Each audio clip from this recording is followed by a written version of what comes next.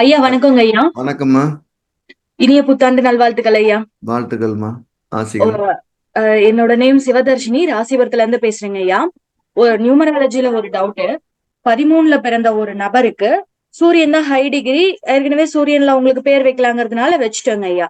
ஆனா நம்ம சாஃப்ட்வேர்ல அதுல வைக்க பேர் வந்து கிரக பலம் அந்த பெயர் பலம்னு ஒண்ணு இருக்கு இல்லைங்க ஐயா, அது கம்மியா காமிக்குது. ஆனா அதே ஒரு எழுத்து ஹெச் ஒரு எழுத்து சேர்க்கும் போது சுக்கிரன் 51 69ங்கிற நம்பர்ல ஹிப்ருவும் நல்லா காமிக்குது, அந்த பெயர் பலமும் நல்லா காமிக்குதுங்க ஐயா. இப்ப நான் ஹை டிகிரி சூஸ் பண்ணட்டுமா, பெயர் பலம் இருக்கிறது சூஸ் பண்ணட்டுமாங்க ஐயா? பெயர் பலம்ங்கிறது எப்பவுமே சப்போர்ட் பண்ணும். ஐடிங்கிறது உங்களுக்கு மட்டும்தான் பலன் கொடுக்கும். உங்களுக்கு மட்டும் கொடுக்கும். சரிங்க ஐயா. அந்த பெயர் பலங்கிறது உங்களுக்கு, உங்க குழந்தைகளுக்கு, உங்களுக்கு சார்ந்தவங்க எல்லாம் சந்தோஷப்படுறதுக்கான நம்பர் இது. ஐடிகிரி உங்க ஜாதகத்துல மட்டும் இருக்கிற ஒரு நம்பர் தான். புரியுதுன்னு? ஆமா ஆமாங்க அந்த ஐயா. பெயர் பலத்துப்படிக்கு வைக்கும்போது அந்த பெயர் உங்களை சார்ந்த அத்தனை பேரும் மேல வரக்கு உதவி செஞ்சுட்டு இருக்கும்.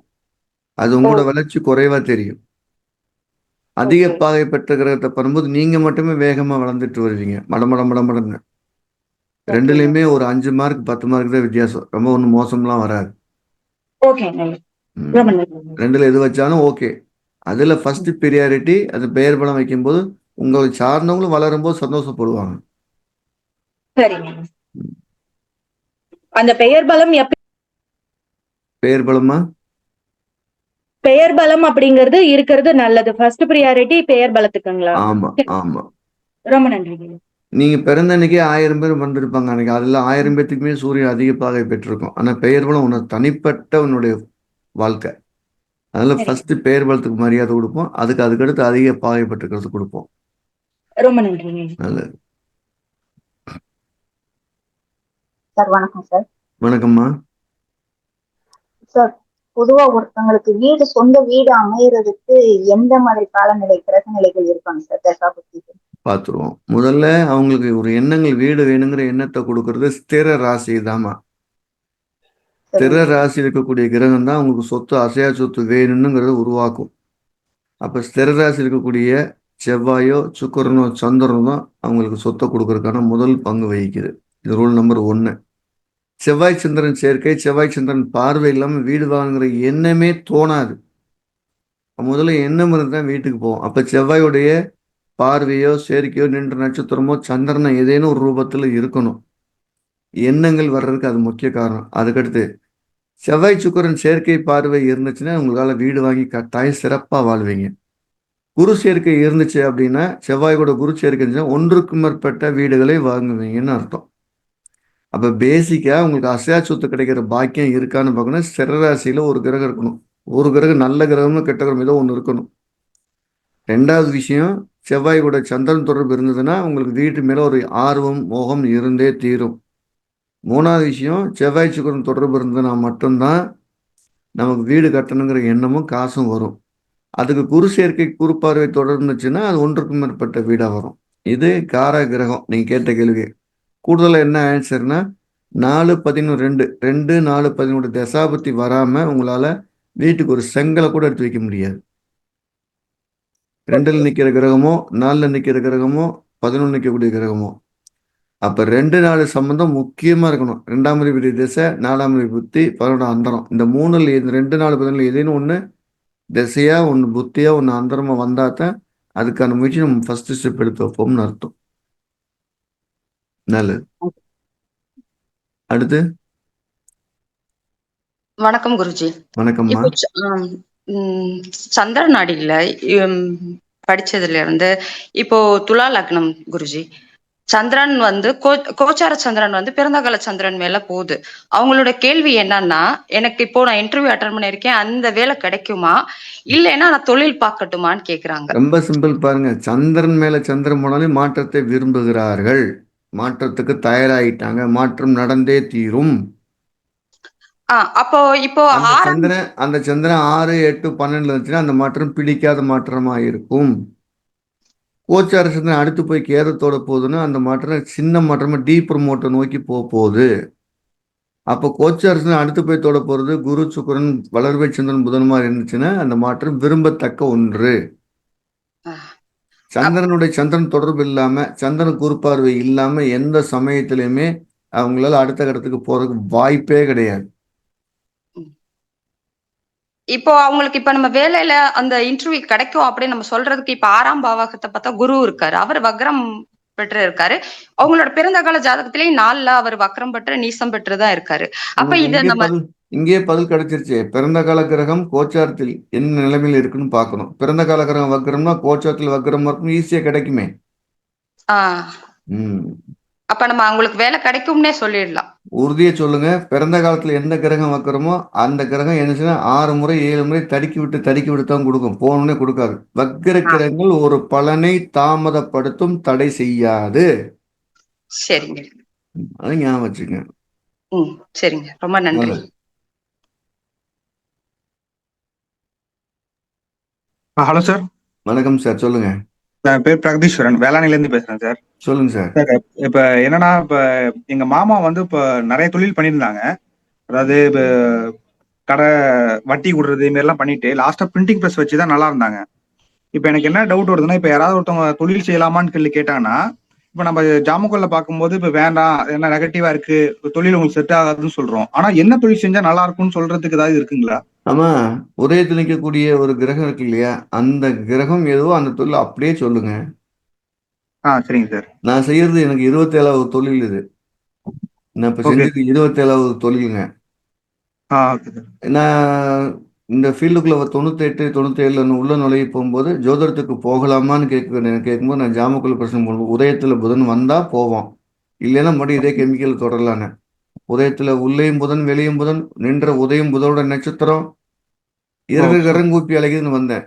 அப்ப நான் வெளியே இங்க வரும்போது என்னோட சம்பளம் ஹையஸ்ட் சம்பளம் என் லைஃப் நடந்தது. ஒரு பவுன் வந்து ஒரு 6000 ரூபாய்க்கு விற்கிதுன்னா என்னோட சம்பளம் ஒரு 36,000 ரூபாய். 6 பவுன் சம்பளம் பெர் மந்த். எல்லாரும் திட்டினாங்க, இதை நம்பி வர்ற பைத்தியக்காரனான. ஆனா அது ஒண்ணுதான் என்னை அனுகிரகம் பண்ணுச்சு. இடையில நான் வேற ஒரு பிசினஸ் பண்ண போறேன். உதாரணமா ஒரு ஒரு கார்மெண்ட்ஸ் வைக்கிறேன்னு வச்சுக்கிறோம். உதயத்துல குரு இருக்காரு, சுக்கிரன் இல்ல. அப்ப அந்த கார கிரகம் நான் அனுமதிக்கல, பாவாதிபதி அனுமதிக்கல. ஆனா குரு எனக்கு நல்ல கிரகம்னா போயிட்டு கடன் எல்லாம் வெளியே வந்துருவான், அவ்வளவுதான். கேள்வியுடைய எந்த தொழில் பண்ண போறோம் அந்த தொழிலுடைய கார கிரகம் கேள்வியுடைய உதயத்துல இல்லை அப்படின்னா, உதயத்தை பார்க்கலன்னா அதை செய்யாதீங்கன்னு தாங்க சொல்ற மனநிலை முதல்ல ஜோதிடர் இருக்கணும், கேட்கறவர் இருக்கணும். நிறைய பேரை தொழில ஆரம்பிச்சுட்டு முகூர்த்தம்லாம் பண்ணிட்டு நான் கார்மெண்ட்ஸ்ல பண்ணலாமா இல்ல மளிகை கடை வைக்கலாமான்னு கேட்கும்போது நம்ம அங்க தப்பு பண்ணிடுறோம். பொருத்தம் பாக்குறாங்க, ரச்சு தட்டுது. ஒரு சித்திர நட்சத்திரம் மிருகசிரிச்சோம், நாங்க 12 வருஷமா லவ் பண்ணிட்டு இருக்கிறோம், எங்களுக்கு பொருத்தம் இருக்கான்னு கேட்கறாங்க. இப்ப நீங்க என்ன சொல்றீங்க, உதயத்துல ராகு வருது, வேண்டான்னு சொல்றேன். ஆனா 12 வருஷமா லவ் பண்றேன்னு சொல்லும் போது நாங்க ஒன்னா வாழ்ந்துட்டு இருக்கிறோம்னு சொல்றாங்க.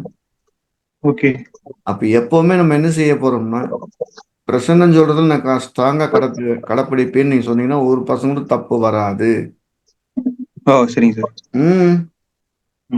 எல்லா தொழிலுமே எல்லாத்துக்கும் வருமானம் வராதுங்க. சில தொழில் அவனை கூப்பிட்டு கத்துக் கொடுக்கும், சிலது அவன் பக்கத்திலே வராது. நீ என்னைக்காவது வந்து பாருங்க, நான் புத்தகம் படிக்கிற ஸ்டைல பாருங்க, வேகமா படிச்சிருவேங்க. ஒரு நாளைக்கு சாதாரண 240 பக்கம் படிச்சிருவேன். திருப்பி கேட்டா சொல்லுவேன் நானு. அதே என்னுடைய அப்பாவோ என் தம்பியோ அதே புத்தகத்தை படிச்சு 12 பக்கத்துக்கு மேல புரட்ட மாட்டாங்க. ஒரு மீட்டிங்ல ரொம்ப சிம்பிளா படிச்சிருவேங்க. இப்போ கூட ஒரு புத்தகம் படிச்சுட்டு இருக்கிறேன், ராபர்ட் கியோசகி அப்படின்னு ஒருத்தர் எழுதின புத்தகம். ஒரே நைட் படிச்சுட்டேனுங்க. நான் எனக்கு கண்ணு வலி யாவது எத்தனையோ பிரச்சனை உதயத்தில் இருக்கக்கூடிய கிரகம் எடுத்து பார்க்குறேன். புதன் இருக்கும்போது அந்த புத்தகத்தை படிக்கிற வேகமா படிச்சிடுறேன். ஸோ எல்லாத்துக்குமே கேள்வியின் காரகரும் உதயமும் அந்த பாவமும் சம்மதிச்சா நடக்கும் சொல்லிட்டீங்கன்னா தப்பே வராது. நெக்ஸ்ட் சார், ஒரு சின்ன ஒரு டவுட் வேணாம், அடுத்த செகண்ட் ரவுண்டுக்கு வருவோம். நல்லது. நமஸ்காரம் சார். நமஸ்காரமா. நீங்க ஆன் பண்ணி பேசினா எனக்கும் கேட்கும், மைக் ஆன் பண்ணி பேசினா கேட்கும். அம்மா உங்க மைக் நீங்க ஆன் பண்ணத்தான் கேட்குமா? ஓகே சார், இப்ப கேக்குதா சார்? இப்ப கேக்குதாங்கிறது கேக்குது, சொல்லுங்க. Okay sir. சார், இப்போ மேஷ லக்னத்துக்கு தர்ம கர்மாதிபதி யோகம் வந்து வரமா சமமா சார்? ஒரு இதுல நீங்க சொல்லிருக்கீங்க, அதாவது 9 கூடியவன் 12 கூடியவர் குரு ஆறார், அதே மாதிரி 10 11 பாதகாதிபதியாவும் ஆறார் சனி பகவான். அதே மாதிரி பரிவர்த்தனையில இது எப்படி வேலை செய்யும் சார்? கோச்சாரம் வரும்போது தான் வேலை பார்க்குமா? நீங்க சொல்ற ஜாதகம் 1996-97 பிறந்த பேரஞ்சாதத்தை மனசுல வச்சு கேட்டீங்க அப்படின்னா கேள்வியை நான் இப்ப பழக்கமா சொல்லிடுறேன். என்ன எப்பவுமே மேச லக்னத்துக்கு குருசனி சேர்க்கை எங்க இருந்தாலும் அந்த 9-10க்குள்ள இருந்தா தான் அதோட யோகம். ஓகே அதை சார். விட்டுட்டு வேற எங்க இருந்தாலும் யோகங்கிற மேச லக்னத்துக்கு இல்ல, எந்த லக்னத்துக்குமே தர்ம கர்மாதிபதி யோகம் அப்படிங்கிறது 9 கூட இல்ல 10 கூட வீட்டுல இருந்தா மட்டும்தான் சொல்லணும். தர்மத்தின் வீட்லயோ கர்மத்தின் வீட்டுல இருந்தா தான் சொல்லணும். அந்த கிரக சேர்க்கையை வச்சு சொல்லக்கூடாது. ஓகே இப்ப சார். மேச லக்னத்துக்கு ஒண்ணு மகரத்துல குருசனி சேர்க்கை இருக்கலாம், அது பலகீனம், குரு நீசமாயிறாரு, அப்பவும் பலன் கொடுக்கும், அவரை அனுபவிக்க மாட்டார். அதே மேச லக்ன குருசனி சேர்க்கை தனுசுல இருக்கலாம், பரிபூர்ணமா சக்கையை அனுபவிப்பார். அவர் பாதகாதிபதியா இருக்கிற சாருக்கு என்ன அர்த்தம்னா அவர் முழுசா அவர் பலன் கிடைச்சின்னு ஆட்டம் ஓட்டம்னா தண்டனை உண்டுன்னு அர்த்தம், பனிஷ்மெண்ட் உண்டுன்னு அர்த்தம். ஓகே அப்ப சார். எப்பவுமே ஒரு லக்கணத்துக்கு யோகத்தை தரக்கூடிய கிரகங்கள் யோக ஸ்தானத்துல உட்கார்ந்து இருந்தா தவறு இல்லாம யோசிக்காம சொல்லுங்க, ஆமா கிடைக்கும்னு சொல்லுங்க. Okay sir. அவர் பரிவர்த்தனை இருந்தாருன்னா நீங்க உங்களுக்கு கிடைக்கிற யோகத்தை இன்னொரு ஆள் கொடுத்துட்றாரு. Okay sir. அவ்வளவுதான். நல்லது. அடுத்து ஓகே சார். Thank you sir. சொல்லுங்க சார்.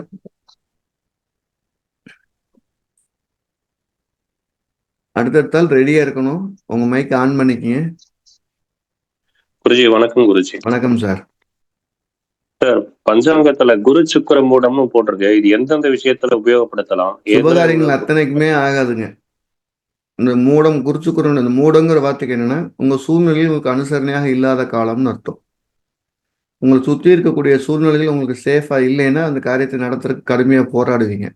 அப்போ குறிச்சுக்குற மூடமா இருக்காது. திருமணம் பண்ணோம்னா மேலக்காரன் கிடைக்க மாட்டான், மண்டபம் கிடைக்காது, சாப்பாடு இருக்காது, பட்டுப்புடவை சரியில்லாம இருக்கும், பனிஞ்சு அந்த மாதிரி உங்களை கண்ணை உறுத்துற விஷயம் கூட டிராவல் ஆகுதுங்கிறத ஞாபகம் வச்சுக்கோங்க.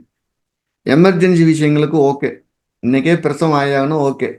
மற்றவரைக்கு நாள் பார்த்து பிரசவம் எடுக்கணும்னா, கோயில் கட்டணும்னா, திருமணம் பண்ணணும், அந்த மாதிரி சுபகாரியங்களுக்கு வேண்டாங்கிறது விளக்கப்படுறது சிறப்பு.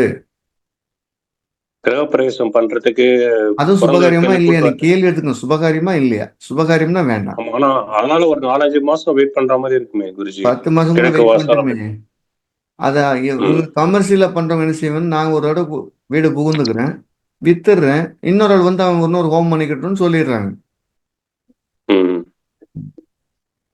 அதெல்லாம் நம்ம வந்து வீடு கட்ட ஆரம்பிக்கும் போதே பாத்துடணும், இந்த சமயத்துல கிரக பிரசவம் பண்ற மாதிரி பண்ணி கொடுங்க அப்படின்னு நீங்க தயாராகி போயிடணும். அடுத்து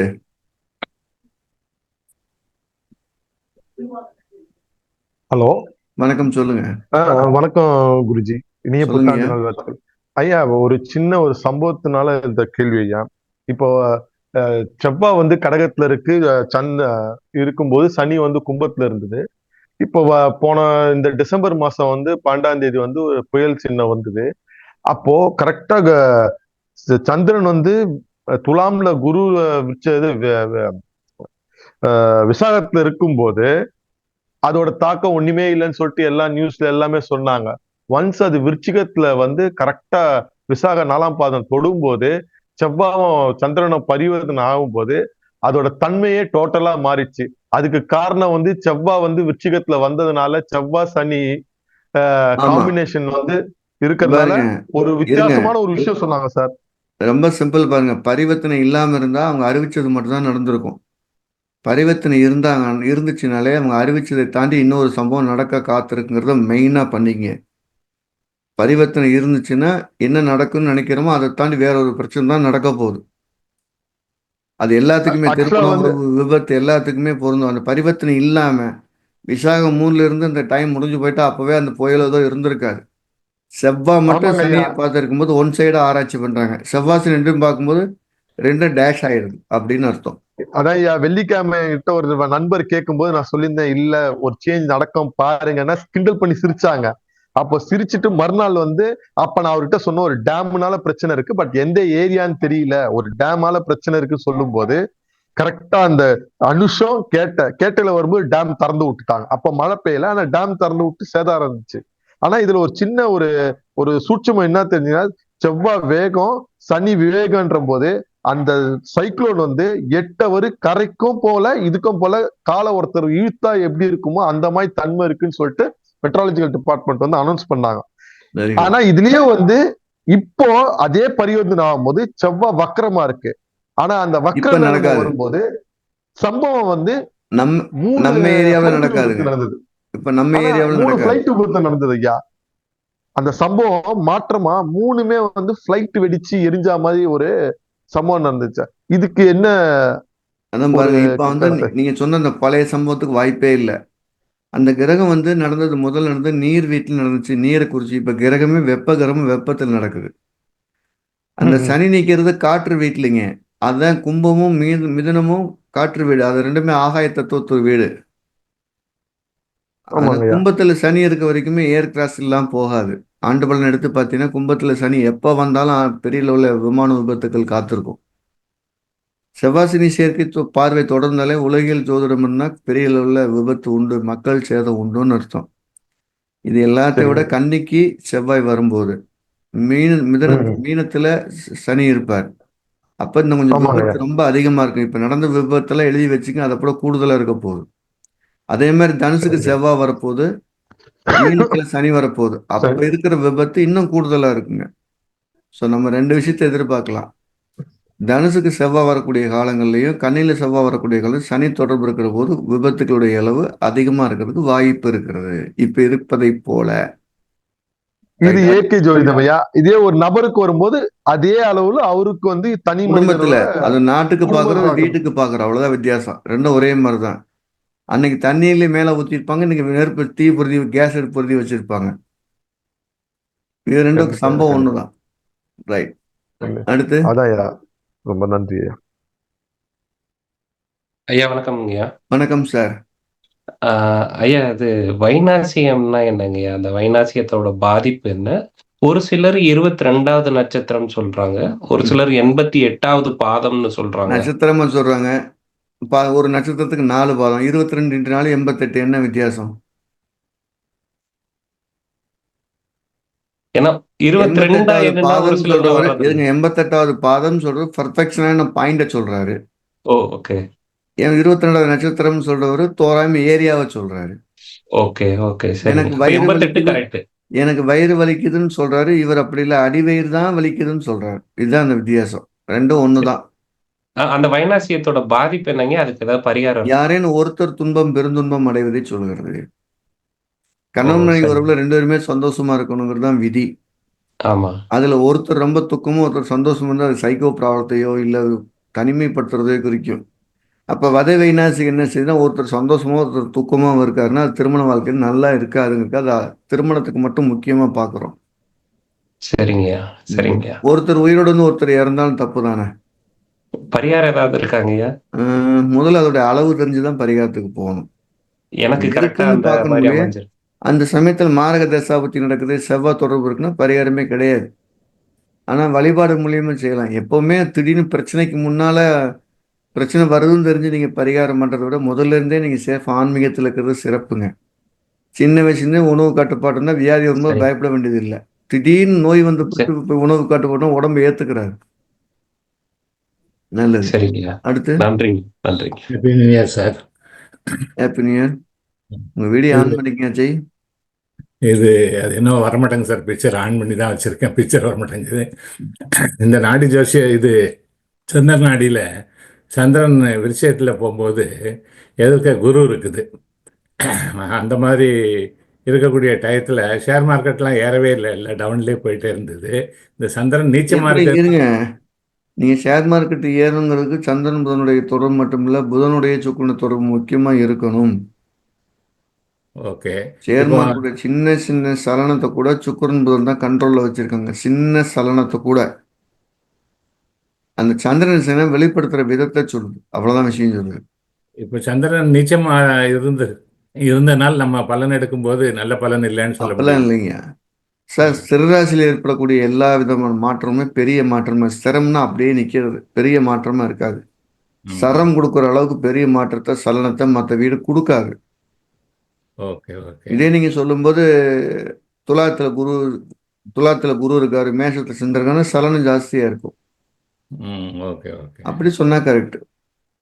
எப்பவே மாற்றத்தை ஸ்திர வீடு வேகமா கொடுக்காதுன்னு தெரிஞ்சுட்டா போதும். அதான் இப்போ நம்ம சொந்த ஜாதகத்தில் குரு சுக்கிரன் எல்லாம் நல்ல இதுல இருந்துட்டு சந்திரனை பார்க்கும்போது நீங்க ஷேர் மார்க்கெட்டுன்னு பொதுவா சொல்லிட்டீங்கன்னா பொது ஜாதகம் தான் கரெக்டு.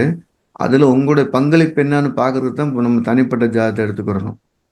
எனக்கு வேண்டியது செகண்ட் கேள்வி அடுத்த சுற்றுல பார்ப்போம். செகண்ட் இல்லை, நீச்சமான இருந்ததுன்னா பலன் வந்து கம்மியா கொடுக்குமோன்னு ஆமா எடுத்துக்கோ. ஆமா. Okay okay okay, thank you.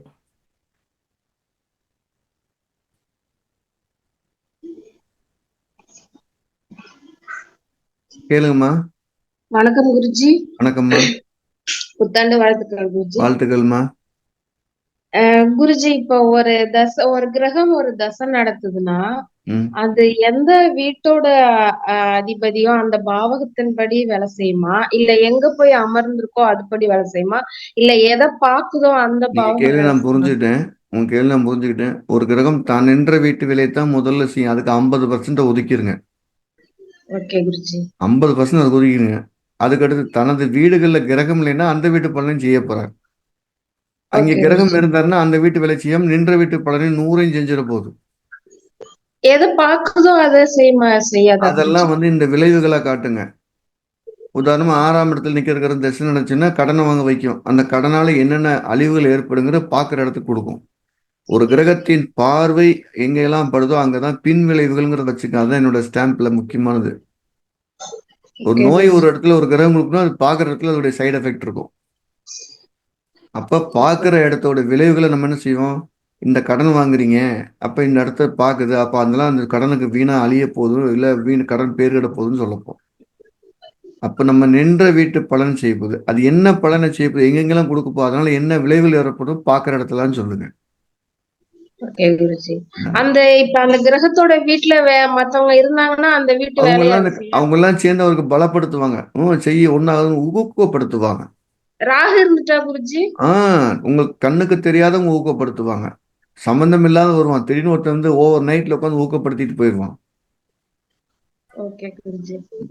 Rahu மத்த இப்ப செவ்வாய் குரு ராகு 2-3 கிரகம் சேர்ந்து இருந்தா அங்க ராகு 5 கிரகம் எத்தனை 7 கிரகம் இருந்தாலுமே எல்லாம் சேர்ந்து ஒண்ணு செய்யறத இன்னொன்னு ஆமான்னு என்கரேஜ் பண்ணும். நான் சொன்ன மாதிரி கடன்கிற ஸ்தானத்துல ஒரு கிரகம் இருக்காரு, சனியே இருக்காருன்னு வச்சுக்கோ. அங்க 5 கிரகம் இருந்தா கடன் வாங்க வச்சுக்கல 5 பேரும் சொல்லுவாங்க ஒன்னும் ஆகாது வாங்குன்னு சொல்லுவாங்க. கடன் வாங்கின பிடித்து 5 கிரகம் ஒதுங்கிரும். வாங்கினவரை மட்டும் மாட்டிக்கிறாரு. அவர் எங்கெல்லாம் பார்த்தாலும் அந்த இடையெல்லாம் அந்த வித்து தான் கடனை கட்டுற மாதிரி இருக்கும். புரிஞ்சுதா? ஒரு செயல் செய்வதற்கு கூட இருக்கக்கூடிய கிரகம் உதவி செய்யும். செஞ்சு முடிச்சு அந்த கிரகம் விலகிரும். வெளியில வர குருஜி முதல்ல அப்புறம் இது கேட்டதுக்கு பதில் சொல்லியாச்சு. மறுபடியும் ஒன்னோட அடுத்த கேள்வி இன்னொரு செகண்ட் ரவுண்ட்ல. நல்லதுமா. குருஜி, நான் குருஜி சுந்தர் பாலகிருஷ்ணன் மும்பைல இருந்து பேசுறேன். வணக்கம் சார், சொல்லுங்க. வணக்கம் வணக்கம். Happy new year sir. Thank you sir.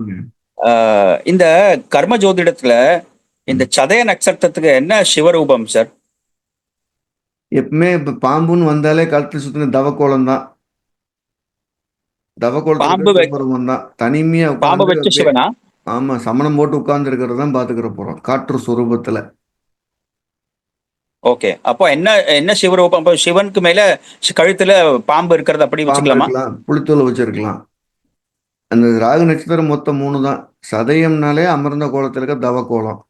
அதுவே மிதனம் வந்தா நடனம் ஆடக்கூடிய பாம்புல போட்டு பாம்பாட்டம் இருக்கக்கூடியன்னு சொல்ல போறோம். ஓகே. அதுவே துலாம் வந்தா வெறும் லிங்க சுரூபம்னு சொல்ல போறோம்.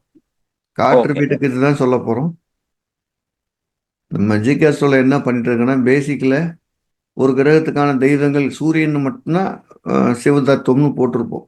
ஆனா அந்த ஒரு நின்ற ஸ்டாரும் அதோடைய இன்னும் மற்ற வடிவங்களை சொல்லிக்கிட்டே இருக்குங்க. Okay okay sir, thank you sir. நல்லது.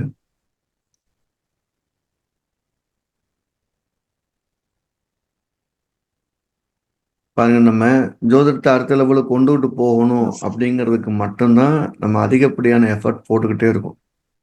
இதில் ஒரு எல்லாத்துக்கும் போய் சேரணுங்கிறதுக்காக நம்ம அடிப்படை விதிகளை மற்றதை விட சிம்பிளாக இருக்கிற மாதிரி எளிமையாக வடிவமைச்சு கொடுத்துக்கிட்டே இருக்கோம். நம்முடைய நாலேஜ் ரொம்ப ஈஸியாக இருக்கட்டும், எல்லாத்துக்கும் போய் சேரணுடைய அந்த அணுகுமுறை சரியாக இருக்கா இல்லையானா நம்ம இந்த வகுப்பை 8 மணிக்கு பண்ணலான்னு நினைக்கிறோம். இந்த சந்தேகம் தெளிதல் செஷனை, இந்த டவுட் செஷனை அந்த 2.5 மணி நேரத்தில் இப்போ 300 பேர் உள்ள இருக்கோம். ஸோ நம்ம வந்து கரெக்டாக போயிட்டு இருக்குங்கிறது இதெல்லாம் எவிடன்ஸ். வணக்கம் சார். ஆமா, எனக்கு சொல்லி முடிச்சிடுறேன்.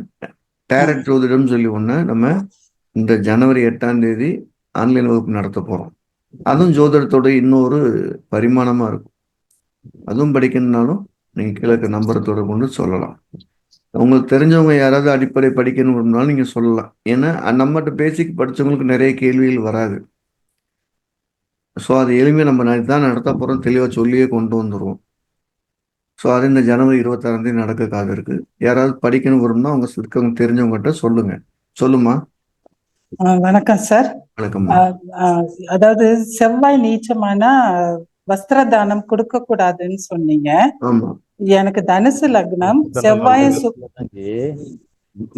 சுக்கிரன் சேர்ந்து கடகத்துல இருக்கு. சுக்கிரன் வந்து என்னோட ஆகமிகிற பாருங்க, உங்க பிறந்த ஜாதகத்தை டவுட்டே கேட்கக்கூடாது. ரூல சந்தேகத்தை மட்டும் சொல்லுங்க. செவ்வாய் கடகத்து நீசம் இருக்கா, நீங்க தானம் கொடுக்க கூடாது. ஆனா சுக்கிரன் ஆகமி கிரகம், வஸ்திர தானம் கொடுக்கலாம். அன்னதானம் கொடுக்கலாம், தங்கம் கொடுக்கலாம், வெள்ளி கொடுக்கலாம். தானமாக வஸ்திரத்தை தவிர்த்து பிறத்தை கொடுங்கள். Okay sir. அந்த வஸ்திர தானம் கொடுக்கறதுனால உங்களுக்கு புண்ணியம் கிடையாது. Okay sir. சிம்பிள். அடுத்து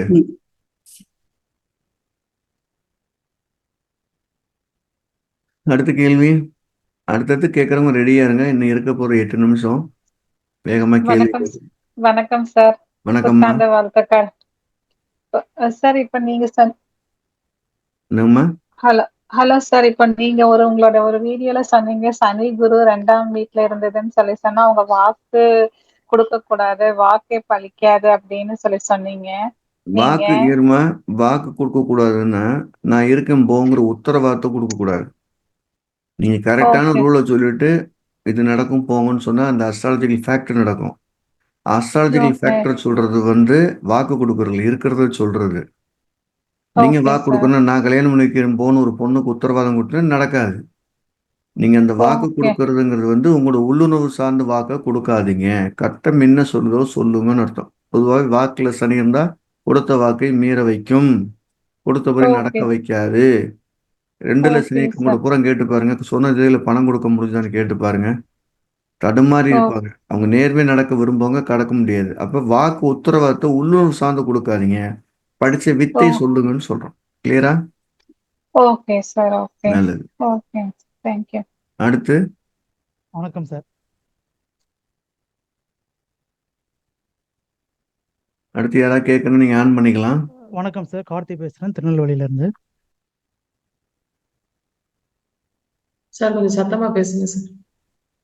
வணக்கம் சார், நான் கார்த்தி பேசுறேன், திருநெல்வேலியில இருந்து.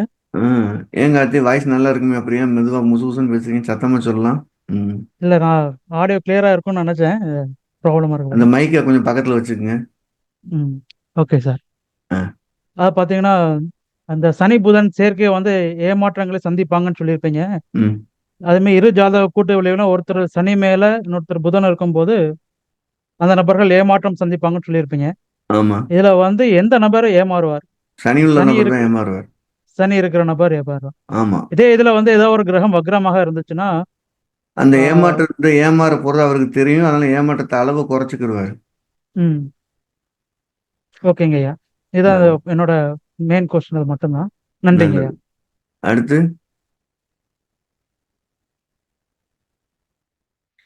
நீங்க யாராவது ஒருத்தர் கேள்வி கேட்கலாம். நல்லது சார், சொல்லுங்க சார். உயர்ந்த மனிதன் சார், கேட்கலாம். ஐயா, வாசியோகம் செய்வது ஒரு ஜோதிடருக்கு எவ்வாறு உதவி செய்யறதுங்க? எல்லா இடத்துலையும் உதவி செய்யும். எவ்வாறு இல்லை, எல்லா நிலைகளிலும் அப்படின்னு எடுத்துக்கோங்க சார். நீங்க பிறந்த நேரத்துக்கு உயிர் கொடுத்த ஒரு அற்புதமான கடவுள் சுவாசம். அதுக்கு எப்படி நேரங்காலத்தை உதவிக்குங்க? நீங்க தூங்குனாலும் அது வேலை செஞ்சுட்டு இருக்கு. அது வேலை செய்யறது நிறுத்திட்டா அது உங்க பேர் வேற. உயர்ந்த மனிதன் கிடையாது. உயர்ந்த மனிதனா இருக்கிறதுக்கும் நடமாடுறதுக்கும் கொடுக்குற ஒண்ணு எவ்வாறுன்னு இல்லை, எப்பொழுதும் அதை நல்ல விதமா பயன்படுத்த நல்ல விதமா வேலை செய்யும். அதை தப்பா பயன்படுத்தினா தப்பா வேலை செய்யும். ஆனா வேலை செய்யும். சரிங்க சார், அது ஒரு வேலையா செய்யறத தொடர்ந்து பழக்கப்படுத்தி அனிச்சை செயலை கொண்டு வந்துட்டீங்கன்னா உங்களை அது ஒரு கடவுள் மாதிரி உள்ளங்கையில வச்சு தாங்க ஆரம்பிச்சிடும். அப்படி ஒரு வேலையை செய்யும். சரியா? நம்மளை மீறி நடந்துட்டு இருக்கும். அந்த நீங்க அது சொல்ல, இது வந்து ஒரு சுவை மாதிரி ஒரு உணர்வு. சாப்பிட்டு பார்த்தா தான் தெரியும். வாசி செய்யலாமன்னா வாசிங்கிறதோட எண்டில் நீங்க ஆரம்பத்துல என்ன செஞ்சாலும் தகும். சுவாசத்தை முறைப்படுத்துதல் அப்படிங்கிற பயிற்சி நீங்க எதை பண்ணாலும் செய்யும்.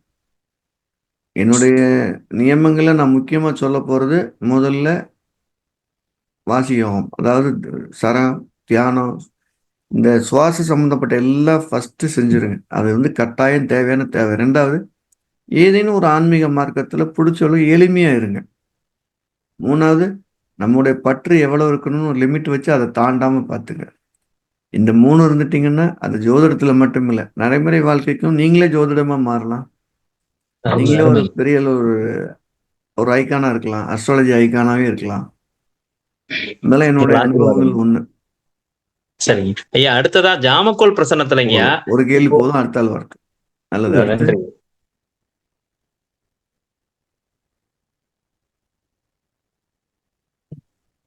யார் கேக்குறீங்க? சரி, போதும், இன்னைக்கு போதும். மீண்டும் அடுத்த வகுப்புல அடுத்த கேள்விக்கான பதில சொல்லுவோம். இந்த ஆண்டு எல்லாத்துக்கும் இனிய ஆண்டா, ஒரு அற்புதமான ஆண்டா அமையட்டும். அதுக்காக எல்லாம் வல்ல எம்பெருமான் ஸ்ரீ உச்சிஷ்ட மகாகணபதியும் பரிபூரண ஆசீர்வாதம் வழங்கட்டும். நானும் என்னுடைய பிரார்த்தனையை உங்களுக்கு எல்லாரும் போய் சேரணும், வந்து அடையணுக்காக பிரார்த்திக்கிறேன், ஆசீர்வாதம் பண்றேன். என்னோட வயசுல பெரியவங்களுக்கு உங்களுக்கு நான் பிரார்த்திக்கிறேன், என்னோட வயசு சின்னவங்களுக்கு நான் பரிபூரண ஆசி வழங்குறேன். எல்லாரும் நல்லா இருக்க எல்லா தெய்வங்களிலிருந்து உதவி செய்யணும்னு வேண்டிக்கிறேன். அனைவருக்கும் எனது வாழ்த்துக்கள், அனைவருக்கும் எனது மானசீகமான ஆசைகள். இந்த வகுப்பு நடக்கிறதுக்கு முக்கியமான காரணம் வந்தது தங்கலட்சுமி. இப்படின்னு படுத்திருக்கும் போது இன்னைக்கு இதை பண்ணிடலாம், உடனே பண்ணுங்க. ஸோ அவங்களுக்கு ஸ்பெஷல் தேங்க்ஸ், ஸ்பெஷல் வாசிகளை சொல்லலாம் அப்படின்னு ஒன்று. ஸோ மீண்டும் அனைவருக்கும் எல்லாம் வல்ல வாழ்த்துக்கள். மீண்டும் சந்திப்போம். Thank you. ரைட்மா.